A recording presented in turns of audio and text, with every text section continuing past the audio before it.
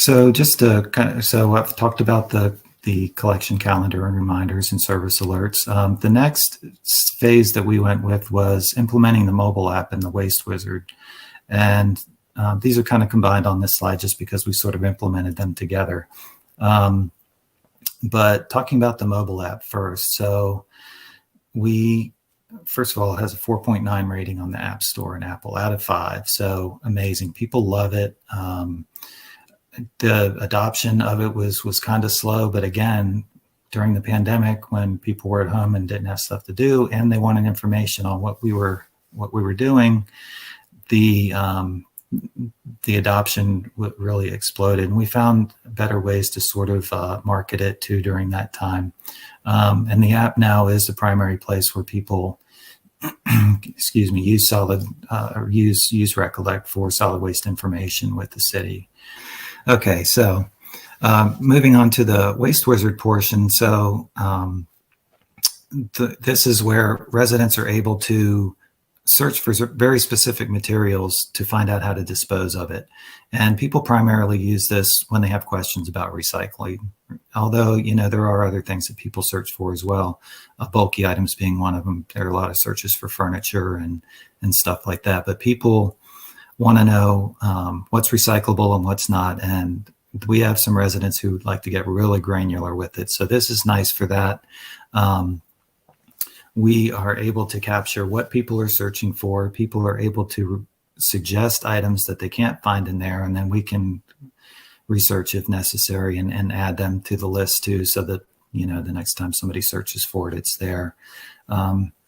People love the app. People love the Waste Wizard. We get compliments on this all the time. You know, you can see it's very well used, and you know, we've been very happy with both of those.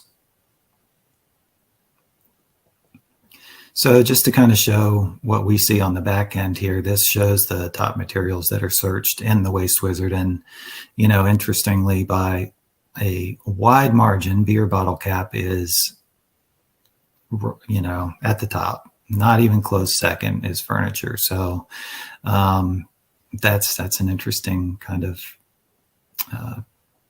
you know, testimony on what Durham's all about. But you know, kind of leave that alone. We also have a curbside food waste pilot going on right now too. And the biggest question we get about that is pizza boxes. So we think pizza and beer are very popular in the city of Durham. But this is nice for us. You can see how this might be useful to see what people are searching for, so therefore what they might be confused about or not know. And so this could help tailor our education campaigns. You know, we're able to get the look at what gives us the most bang for our buck when we're trying to talk about different materials and things. On the right there, that chart's a little bit busy, but it just sort of shows again I was talking about how the adoption of the app took a little time to get going, but now we're actually above our benchmark of where we want to be. So and starting to grow a little gap there between the benchmark and where we are. So that's great. So looking at so this is a nice little look at how the resident would see the Waste Wizard. They can, again, you go there and you just type in whatever material you're looking for. It'll bring up a list of options. You just click on what you want and it'll tell you how to dispose of it.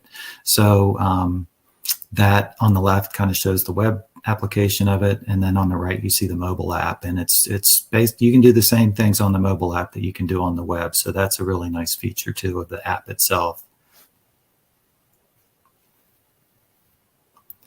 So yeah, again with the mobile app, I flawless. I mean, you see that you see the ratings there, and you know, when people don't rate it a 5, it's usually some complaint about our other service. It's not really anything to do with the app. So people, and I've not fielded one complaint about the app.